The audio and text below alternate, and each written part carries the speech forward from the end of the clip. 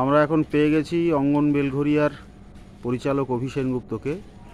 তার মুখ থেকেই শুনে নেব বেলঘরিয়া গোধূলির আত্মজা নাটকটি তার কেমন লাগলো, কারণ তাদের উৎসবে আমাদের আজকের এই নাটকটি অভিনয় হলো। বেলঘরিয়া গোধূলি আমাদের অঙ্গনের খুব কাছের দল। খুব এই মুহূর্তে পশ্চিমবঙ্গে যে কটি থিয়েটার দল অভিনয় করে চলেছে নিয়মিতভাবে, তাদের মধ্যে অন্যতম একটি দল। আমাদের এই থিয়েটার ফেস্টিভ্যাল বসন্তে নাট্যোৎসবে প্রথম দিন তারা অভিনয় করলো অজিতদা, সেও আমার খুব পরিচিত, অজিতদার নাটক আত্মজা। পরিচালনায় ছিলেন অভিজিৎ মজুমদার।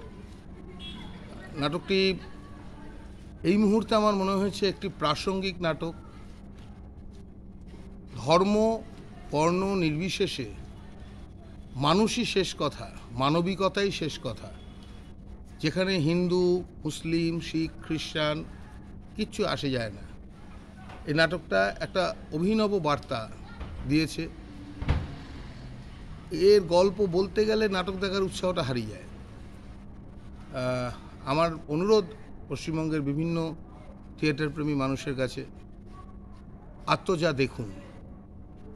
আত্মজা দেখলে সত্যি জানতে পারবেন যে আজকের সময়ে দাঁড়িয়ে আমরা এই যে ভেদাভেদ, এই যে বর্ণবৈষম্য, এই যে শ্রেণী সংগ্রাম, এই যে ধর্মান্ধতা, এসব কিছু বোধহয় ভুলে যাব। আমি জানি না আমার পাশের ঘরের ছেলেটি কে ওকে হিন্দু করেছে আর কে ওকে মুসলিম করেছে, কিন্তু আমাদের ভেতরটা এক বোধহয়। আমার শরীর কাটলে যে রক্তটা বেরোবে তার রং যেমন লাল, এটি মুসলিম ছেলের রক্ত লাল। আমার হার্ট, মুসলিম ছেলেটির হার্ট এক। আজকে এই দুটো জিনিস যদি এক হয় তাহলে আমরা আলাদা হলাম কোথায়? তার মানে মানবিকতা এক, মানুষ এক। কিছু স্বার্থান্বেষী মানুষ আমাদেরকে ভুল পথে চালিত করছে। এই নাটকটি খুব মনোযোগ দিয়ে দেখলে সমাজ উপকৃত হবে, সামাজিক বন্ধন দৃঢ় হবে। আর গোধূলি এই প্রযোজনাটি এটি অসাধারণ উচ্চতায় নিয়ে গেছে। আমার দেখে ভীষণ ভালো লেগেছে, ভীষণ ভালো লেগেছে। স্বর্ণালী বলে একটি মেয়ে অভিনয় করেছে, তাকে দেখে ভালো লেগেছে। রতনকে দেখে আরেকজন অভিনয় করেছেন বাদল সম্পদ, মুনমুন পাঠক, একজন বলিষ্ঠ অভিনেত্রী।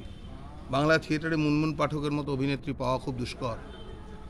অভিজিৎ তার নির্দেশনায় গুণে প্রযোজনাটিকে একটু অন্য মাত্রায় নিয়ে গেছেন। এবং এই যে এখানে কোলাঘাটে এই বসন্ত নাট্য উৎসবে এত মানুষের সমাগমে নাটকটি প্রত্যেকে উপভোগ করেছেন। আমি তো করেছি, আপনারা দেখুন, আপনারাও উপভোগ করবেন। শুভরাত্রি, ভালো থাকুন। আত্মজার জয় জয়কার হোক। অনেক ধন্যবাদ।